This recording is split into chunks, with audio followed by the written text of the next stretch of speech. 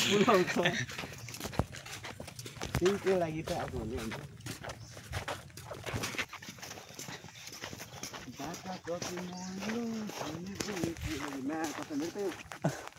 कस्तो बिगाड्यो के तर त्यो खासमा भन्नु गर्दा के बिगाड्यो भन्नु राम्रो थियो नि त्यसले अब पतिङगा लगाएर काटिङ खालि ब्याका घर जस्तो बनाइदियो बेइज्जत गरिदियो नि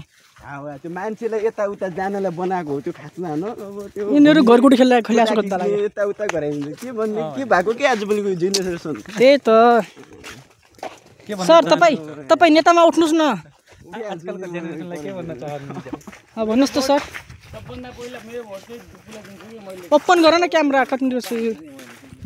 दिने ठाउँमा दिएस् न मुझे नदिने ठाउँमा दिनुहुन्छ गाई गोरु चराउन यासिन दुई कपाल देखि के बरे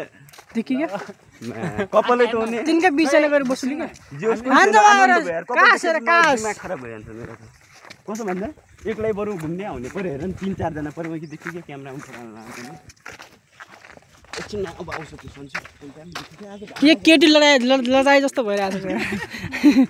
गाई जुवा हेर्नुहोस् उतातिर कास नि अब यो के भन्ने हो नि त्यसमा हेर पतेङ्गा लगाउनु पुलममा मेन सुन अनि यो चाहिँ आफै फल्ले भयो प्राकृतिकमा अनुसार होइन हजुर महिना अनुसार आफै भइजान्छ यो ओके अनि अरू के भन्न चाहनुहुन्छ जे भन्नु छ त भन्नु तेरो भ्लग तेरो मोबाइलमा म के भन्नु बल्ल पछाडि पडा यहाँ त्यो बल्ल त माध्य गरे आएको हो नि पसाब लगाउनु अनि हिप्नोटाइज म्यान कस्तो यार भाग्दा बुट्टेको म त लुट यार रामेले छोराटी पटायो guys this is a beautiful moment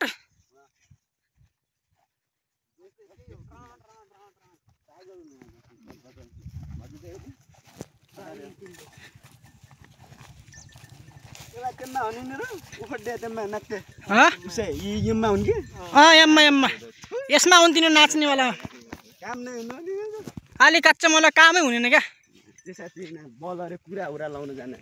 बोले उही हेर त कुरा लाग्यो यार ए भान्च कुरा लागन न कुरा मतलब छैन चिल जी चिन्समा लाग्दैन गाइज यिनी फेरि कुराहरू लागेपछि छोड्दैन यस्तो हालत हुन्छ हेर्नुहोस् यहाँ कुराहरू लागिसकेका छन् पछाडिबाट किन हान्नु पर्छ मलाई